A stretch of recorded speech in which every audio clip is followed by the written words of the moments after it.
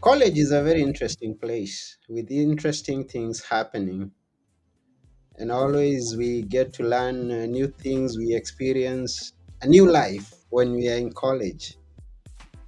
Now, this is Book Talk. I'm your host, Anthony Moirori. At Book Talk, we get to have authors come and tell us stories about their books, about their writing, and always it's been a great time.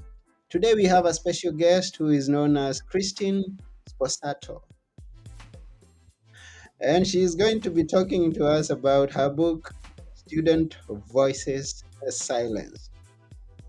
Stay tuned as we go together to meet her. Before we go, I'd like to remind you to please share with all your friends this video, the audio, whatever it is that you're listening or watching us from, please share. If you have a question, ask. If you make a comment, we love a feedback. We'll appreciate it. And now, without taking one more minute, I'm going to invite you to come and join me as we go together to meet our guest today, Kristine. Here we go.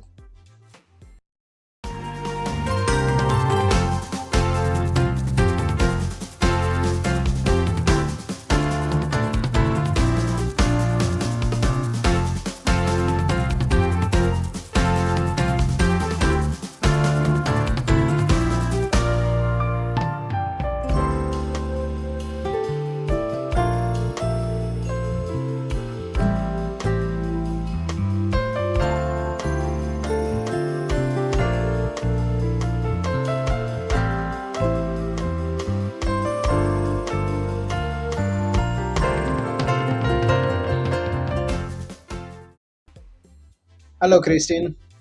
Hi, Anthony. Welcome to Book Talk. Thank you. It's great to be here. I appreciate the opportunity. Yes, and we are honored to have you here. Thank you. Yes, let's get started by knowing where in the world you are at.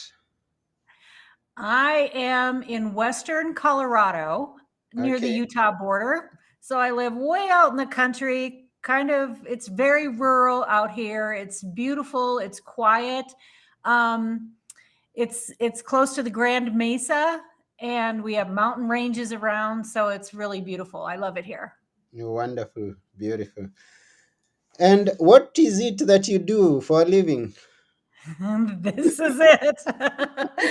um, I was in higher education for 20 years. I worked at a private college and then at a public university and retired and moved out here to Western Colorado. And Mhm. then I started my coaching and training business. So I have a coaching and training business that I can do corporate training and private coaching, but about a year ago, I really shifted my focus and developed a program that's exclusively for conservative students and parents, and it's called Rise Student Coaching. So that and my book, and that's it. I eat, sleep, and breathe this now. It's everything I do. That's good. It's good to know that. Now, I'm curious to know, as always, when I meet with a new author, uh, to know whether you were born writing or did the writing come to you as an accident or what is it with you? I've been writing. uh, It's writing. It's been my whole life. Mm, I have older siblings, and my sisters were teenagers when I was little. And so they thought it was fun to teach me how to write. So okay. I could actually read and write at a pretty young age. I'm grateful to them for that. But this has been a goal of mine my whole life. I've been writing forever. And as life happens, it's ebbed and flowed. There have been times I've been more focused on it than other times, but finally, here I am. I have a real book and I'm a real author, and I am thrilled. So this is your first book. This is my first book. Yes. Wow, congratulations. And I'm Thank excited. you. If the listener is not aware that this book just released, we're going to be talking about it shortly. And this book hit the market with a bang. Please tell us about that. It did. The book was just released last week, and over the weekend, it hit Amazon #1 bestseller. So I'm thrilled. I am watching the rankings every day and watching it. And so, the Kindle ranking and the paper copy is ranked differently, but I'm doing really well in both of them. And so I can at least, attest to people that this book is valuable to readers. And that's, we really haven't launched a lot of marketing yet. And so this is really just grassroots, kind of organic. People are finding it and reading it and telling their friends about it. And it's just been a week. So I'm very grateful to all those readers. Please keep telling your friends and family about it. That's great. But Wow. I think it really resonates with readers that this is something that's real, it's true stories, and it's very engaging. Wow, that's very cool. We are delighted for you, and we are Thank you. glad that you're going to go somewhere. And there's someone out there who's wondering, what book are they talking about? Because we haven't mentioned it. Now, this is the book. This is the book. This is This the is the book. book. Student Voices Silenced. Silence. First-hand accounts of extreme bias every conservative parent needs to know, and how to navigate college successfully. Hmm. That's right. What triggered you to write it? Oh, um, that's a good question. I It started out about a year ago. My husband and I were drinking coffee one morning, and he worked at this university that I worked at, and we both retired and left. And it was really difficult the last few years as the campus became more progressive and more woke. There just weren't safe spaces at all for conservatives, and we left. And one morning we were watching a TV show that was featuring some issue with conservative college students, and I looked at him and I said, we left, but they're still there with no one to advocate for them. And he looked at me and said, well, you're a coach and a trainer, why don't you do something about it? So, I thought a lot about it, did some research, prayed about it, really tried to find some direction. And I started working on my program. Rise Student Coaching is what my program is. Mm-hmm. And then along the way, a few months into it, I crossed paths with a publisher. And I was telling her about what I was working on. And she said, you should write a book. So it was Action Takers Publishing. And I said, well, I don't know who exactly is going to publish my book. This isn't a very popular topic at this time. And so it's, more difficult because of the culture and the progressive focus that there is right now in the world. How do you get a conservative book published? And she said, I'll publish it. So I was off and running and been working on the book for about 9 months. And here it is. It just unfolded for me. It started out, um, I started out with the intention of wanting to inform the public how bad it is on campus. And, I was filling it up with a lot of statistics and a lot of hard facts. And coming from higher education, that really is the backbone of just about any work you do, or any writing or anything. You are telling the facts. You don't just tell stories in higher education. And I started out that way. And partway through it, I just wasn't feeling like the focus was right. And so I kind of stepped aside and thought about it for a minute. And really what was in my heart was to reach parents, not just the general public, Mm-hmm. um, to reach parents and to touch them and to help them understand what their student is experiencing on campus. Mm-hmm. So I shifted my focus and started interviewing parents, faculty, staff, and students to get their firsthand stories of what they've experienced. And so that's really the bulk of the book, is firsthand experiences of conservatives on campus. So parents could really see firsthand, behind the scenes, what is going on and what's happening with their students. That's good. Now, as much as a term may be simple, there's always that one person who may be wondering who is a conservative student. And we'll be glad for you to tell us in a layman's language. That's a really good question, Anthony. And I get asked that a lot because right now in our culture, everything is so divided, and we have fallen into a habit of just labeling people and then making a lot of assumptions about what happens underneath that label, who you are. Mm-hmm. And I I see students that are what I'm calling conservative are really a lot of traditional students. Mm-hmm. And that really means that they aren't, their values and their traditions and their beliefs aren't at the front end of this woke wave that's happening, Mm-hmm. of the very extreme progressive culture that's taking over. Mm-hmm. And so yes, there's a wide range of students that fall within this, and it doesn't mean that conservative necessarily means like a Republican.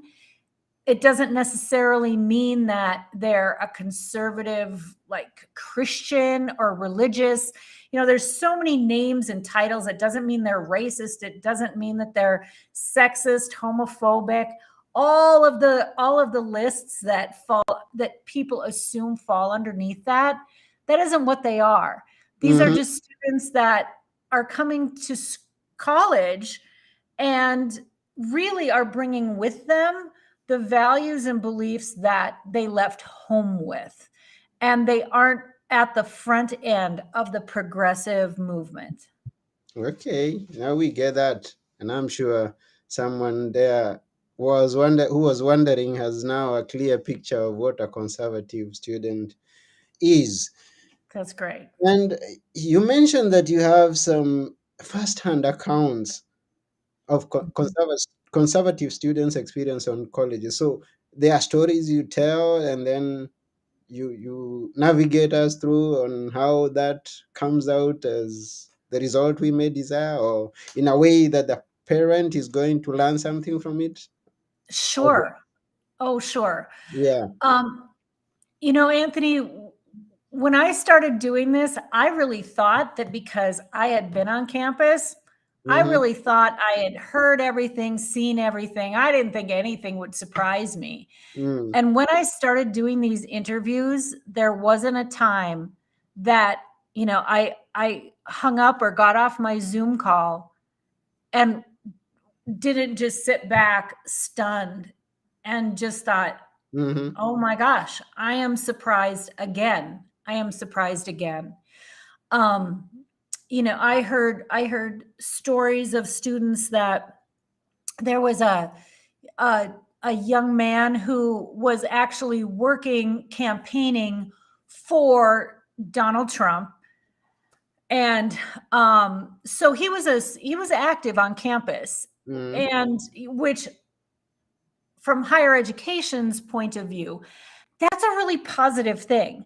They want to nurture students to be active in their community. They want to nurture them to be people that are going to leave college and become citizens that can shape the world. Mm-hmm. So that's a good thing in the eyes of the institution, Sure. except if you're conservative, Mm-hmm. then it becomes a problem. Mm-hmm. And this student was tabling, which means they put tables out in public spaces, hand out literature, answer questions, just engage with other students. And this student was threatened in public that if he and his peers didn't go away and didn't stop talking about, putting up their signs and for Trump, that they were going to come back and find them and beat them. Like, Mm. it was a physical threat. Mhm. So this group of students went to their administration and reported it, which is exactly what they should do. Mhm. That's the way the system is set up. Students are encouraged to report any kind of threat or bullying. Mhm. It's a high priority for campuses to keep their students stay safe. Nothing happened. Mm. Nothing happened. Mhm. They didn't pursue, the administration did not pursue it. They did not even call in the students that had done the threatening.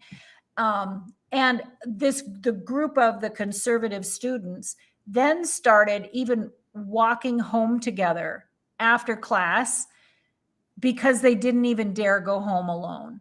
Mm. Um, Almost 40% of students of Republicans on campus, so that could be faculty, staff, students, say that they feel unsafe on campus. Mm. 55% of students 50. won't even tell anyone what their beliefs are if they're conservative. Mhm. Even their good friends, they withhold it because they don't dare tell anybody what their real beliefs and values are. Wow. Oh, It's it's bad. bad. It's bad. So, It's bad. going back on the process of writing the book, you talked to individuals and you interviewed them, just as you expressed of yourself talking on Zoom and gathering some sources. Now, I'm wondering, in your book, do we have those conversations, or do you just tell it just the way that you got it? As how? Tell us. Um, I ended up, well, every single person that I Hmm. interviewed asked for anonymity. Okay. And I had many, many people that at the last minute backed out because they were so fearful that they would be outed and that people would figure out who they were. Mm-hmm.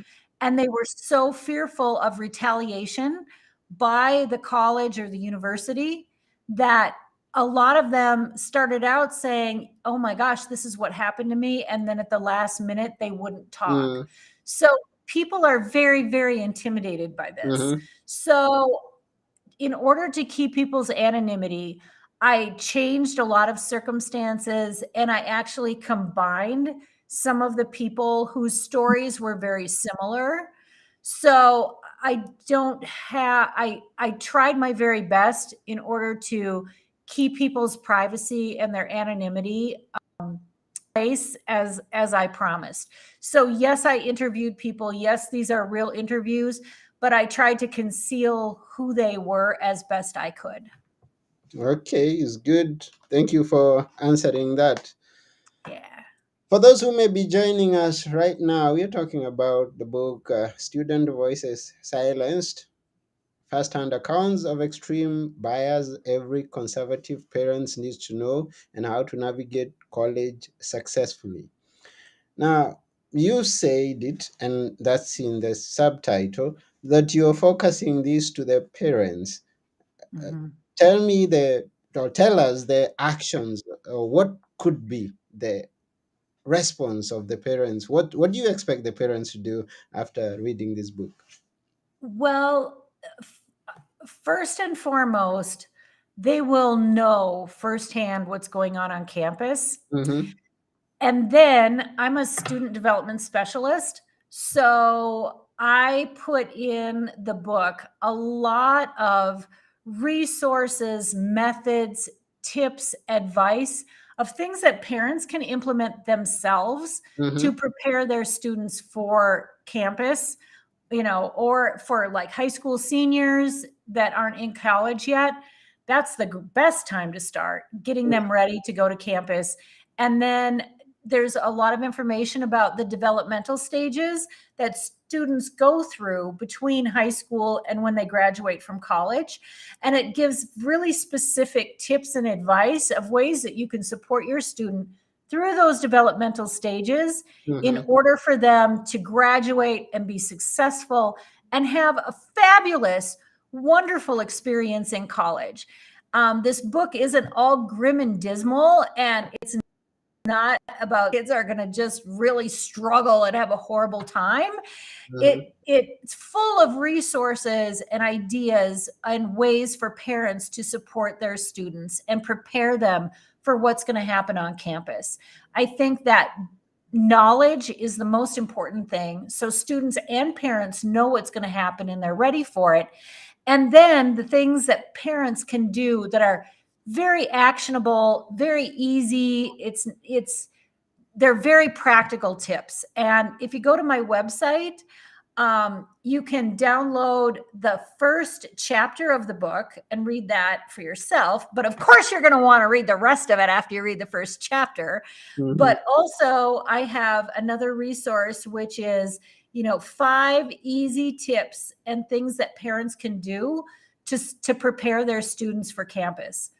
Um, if you want to hire someone, you can contact me and I'll tell you about my Rise student coaching program. And a personal coach is perfect for this exact situation. A lot of parents that I talked to that their students were struggling were sending their children to psychologists, Mm-hmm. which isn't a bad thing if there are mental health issues. But a lot of these issues are things that can be better addressed through coaching and strategies and skill building that I work on with students one-on-one and also in groups that doesn't necessarily take them down the psychology route, but it goes more directly to what is actually happening to them on campus and developing skills such as, communication skills, self advocacy. So they're able to walk into a professor's office confidently and ask for help or ask for what they need. It helps them learn how to identify their own values and their own beliefs. And, it's normal and natural during this stage of life to go through a lot of questioning. Early adulthood is really, that's so normal. You should be taking in other ideas and putting that through your filter and figuring out, do I believe this or do I not? Mm-hmm. And part of my program is helping them figure out what are their non-negotiables, what are their bottom line values that they don't want to adapt or change, and then what are the things that will help them grow and change and become better adults in the world. So there's a lot that goes into the coaching program, but there are definitely methods and resources and tips for parents all through the book. Wow, that's wonderful. Yes, and once again, we remind you the website is www.kristinesposato.com. Yes. Yes, it's actually in the description of this video or the audio that you could be listening to. So head over there and get to learn about the program and also Yeah. about the book. And if you want to reach me, I have a connect with me on my website. So if Mm-hmm. you have questions or you want to chat or there's something going on with your child and you'd love to just check in with me, I'm happy to connect with you. So go to my website, connect with me, and we'll chat. Okay, thank you very much for that invite. Now, I'm wondering, could you be having a copy close to you? Sometimes I like hearing the author read me something.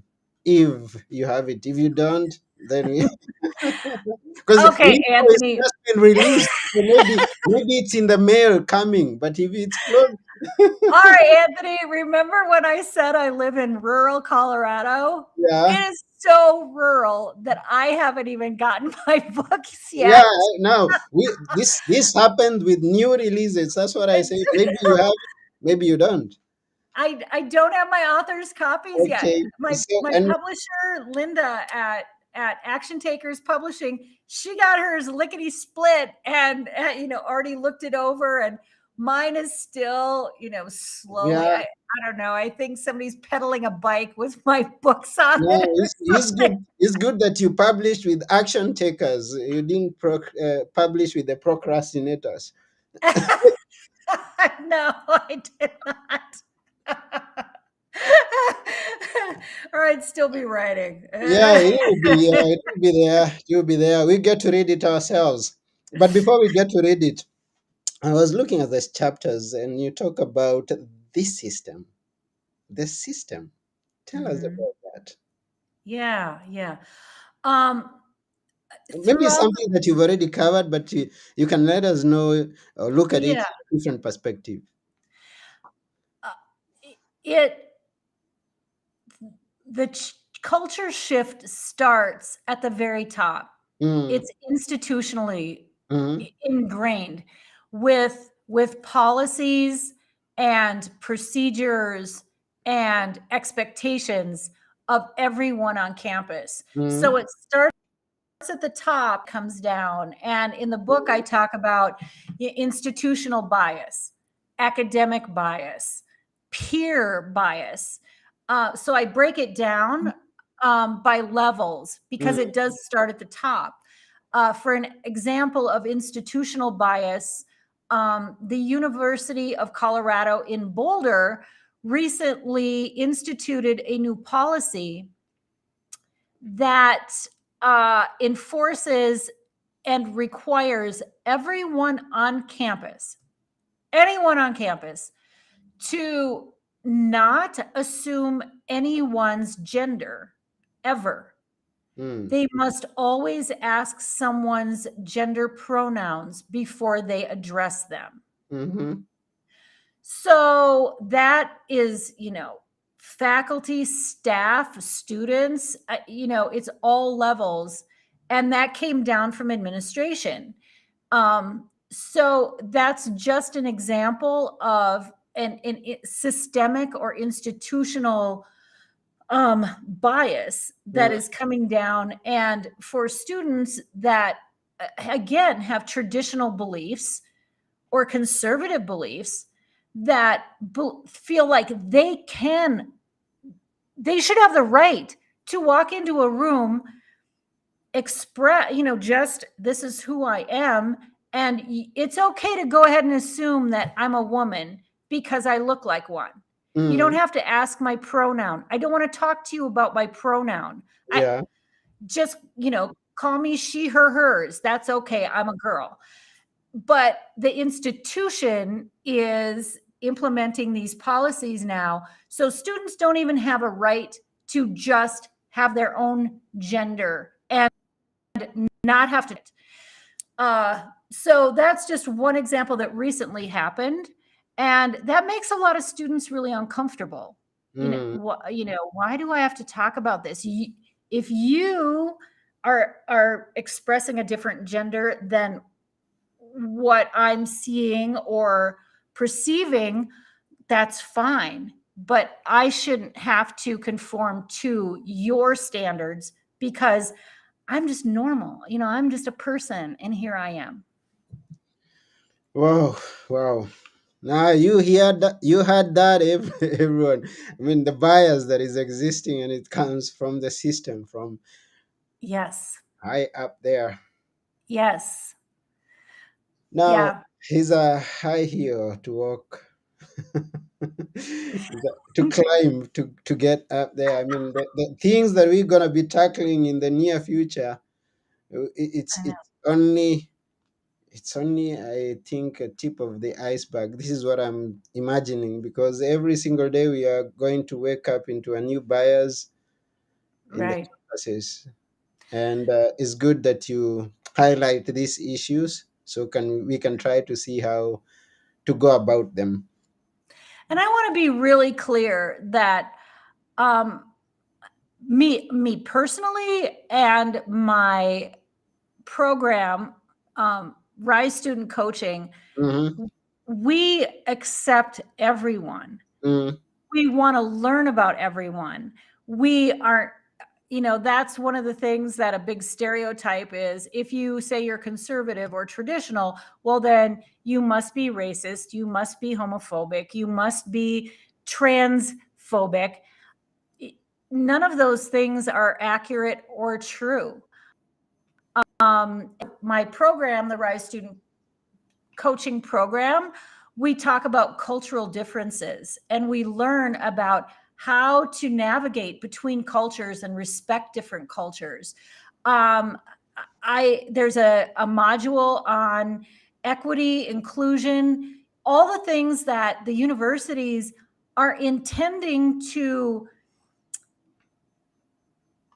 teach kids or to help students learn about is included in the program because it's a good thing. It's a good thing to learn and grow. It's a good thing for us to examine our biases. We all have them. We all have them. It's part of human nature. It's the way our brains work. And so we have to intentionally unwind that to find out what's in there and why. We need to look at it. But the way that they're doing it on the university level is really backing students into a corner, which causes them to become defensive, and then they shut down, and then they stop thinking about it.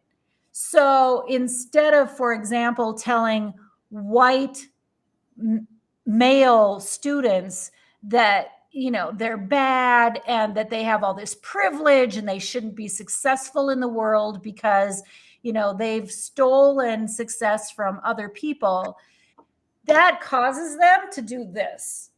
But instead, an approach that I take helps them nurture and explore those questions because some of it is valid. It Mm-hmm. is valid for white people to stop and really consider what privileges we have had. Mm-hmm. That's real. That's really real. It's nothing. But the approach that they're taking that's just very adversarial and almost like militant, it does the opposite. And so students aren't able to develop the trust and have the personal space to really do that deep exploring that is a good thing in the world. It would make the world a better place. Mm-hmm. So yes, things are changing. Yes, there's a lot of stuff thrown out there. And my goal is to help students be better people, Mm-hmm. not be more biased or not be more bigot or not be more angry, but to have a safe space where they can really understand who they are and who they are in the bigger world and appreciate everybody. Thank you very much for that. The last chapter of the book is where to begin. Where Yeah. where do we begin? Yes. Um, we begin by coming out of our shells and talking about what's going on. Mm-hmm. For students, it's students tend to isolate. Uh, in this kind of environment, they close up personally. They stop talking about who they are. They stop talking about things and they hide. They isolate. They tend to become depressed. They withdraw. I've had students that have literally dropped out of school. They've left college Mm-hmm. because this is so overwhelming for them and they just don't feel like this is where they belong. Mm-hmm. And so the first thing to do, where do we start, is to find like communities. Find communities for your students where they feel safe, where other people that they can talk to and that they can relate to. And then help them become activists. And not every student is going to be out tabling in the lawn in front of the library. That isn't every student's personality or their calling. But to come out of their shell enough to be able to sit at a table in the dining hall and say to the other kids that live on their hall that they're having dinner with, you know, I disagree with that. My values dictate that. Here's what I believe, and help them to just have a voice again and be out in the community, volunteering, doing all the wonderful things that we want our college students to begin to do. So they'll carry that out into the world with them when they graduate. But what's happening now is a lot of students are just becoming quiet and depressed, and they're not able to get out there and develop these other skills that they need. Wow. Thank you very much. Thank you. Thank you very much, Christine. To the viewer, to the listener, with those ideas of where to begin, we've come to the end of this show so that we can give you the opportunity to go and begin. Now, we've been talking about the book, Student Voices Silenced. Go get it and begin the action. Be an action taker. Yeah, that's right. Yeah, Thanks, that's about Anthony. it. That's about it for today's episode. This has been Book Talk. I have been your host, Anthony Moirore. And together with our guest today, Kristine Sposato. It's a hard name for me. Where is it It's a from? hard name for me too. Where is it from? My husband's Italian. Okay, Sposato. Can I say Yes. that? Sposato. Yes.